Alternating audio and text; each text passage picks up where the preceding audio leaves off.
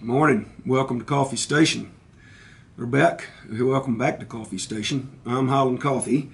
Pull up a chair and have a cup if you can stand the stuff. It hadn't got much better than it was the other day when you were here.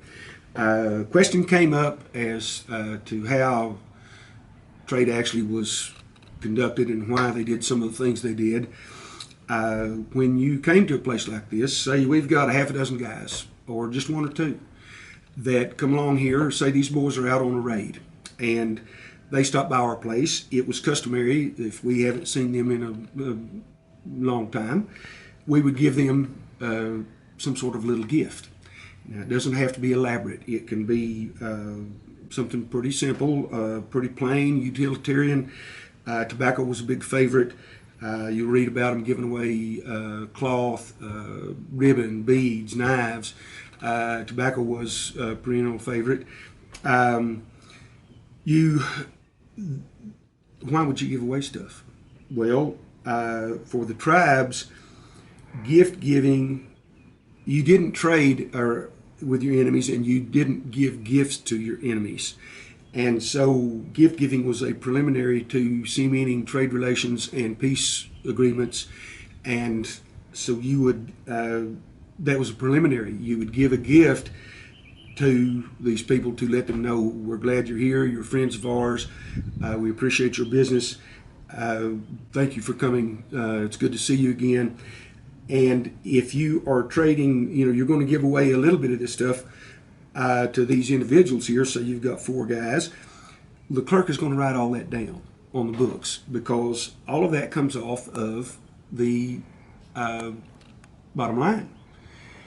You got to pay for that stuff that you're giving away somewhere. So you're going to have to trade when you get down to doing the trading. You need to trade this stuff for enough difference that you can make up and pay for the stuff you gave away. And the question was, why did they do that? Why didn't they just charge less and dispense with gift giving? Well, that was a big preliminary to trade, was gift giving, like I said, cement alliances and such. So if we've got a handful, tobacco, knives, whatever, but what if we've got a bunch of people come along here? These guys talked about one time, one morning they woke up about daylight and there were 50 lodges of, I believe it was Comanches. And when you have a bunch of people, gift giving, you don't give that many gifts away, do you? Well, yeah, as a matter of fact, you would. We will take and set out on the porch what we're going to give away as gifts. And as we take it out on the porch, the clerks, or in our instance, the clerk is going to write that down. Because we're keeping track of all that, just like it was just a little bitty pile of stuff. We keep track of all the stuff we're giving away. And then when we get all of it out there and it's all accounted for and written down so we know what we're giving away, and the chiefs come in and they take it to their people out in camp and distribute it.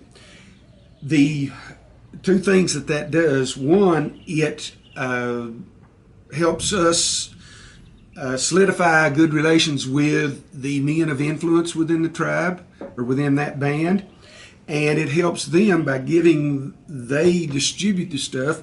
Well, they know who needs what and this and that and the other, and it helps them to further cement their influence among their own people. So it's good for us and it's good for the chiefs. So we're going to set all these goods out here and the chiefs are going to come in and take it and distribute it.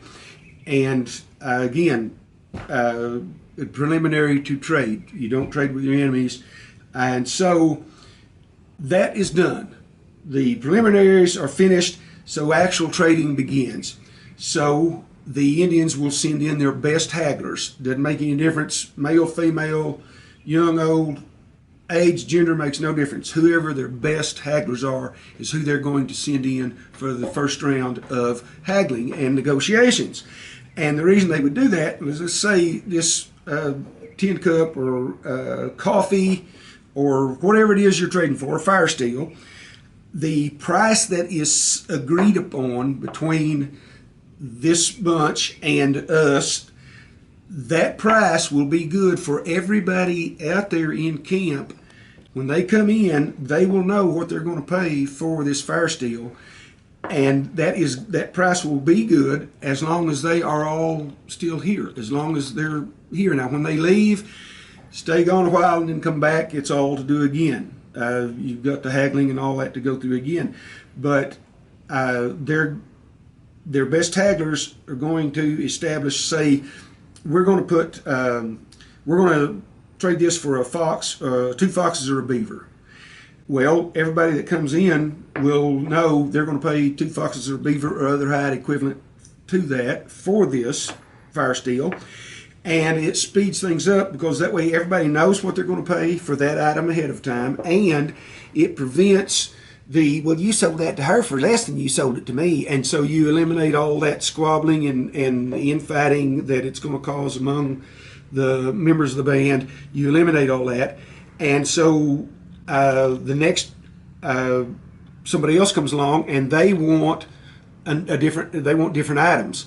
So you have the whole haggling process to go through again. But once a price is established for a given item, then that price is good for everybody as long as they're still here, as long as that trade session lasts, till they break camp and move away. I'd like to stay and visit, but Silas, my partner Silas Cheek Colville, he gets upset when he thinks I ain't pulling my share. And so I'm going to have to get up and go from here and find, a little something to do, just to keep Silas happy. Man, you can have all that you want. I'm going to go hunt up Silas. Next time y'all back this way or riding down the trail comes by our place, we'll just stop in and say hello, have a cup if you can stand it. Appreciate y'all coming. We'll see y'all.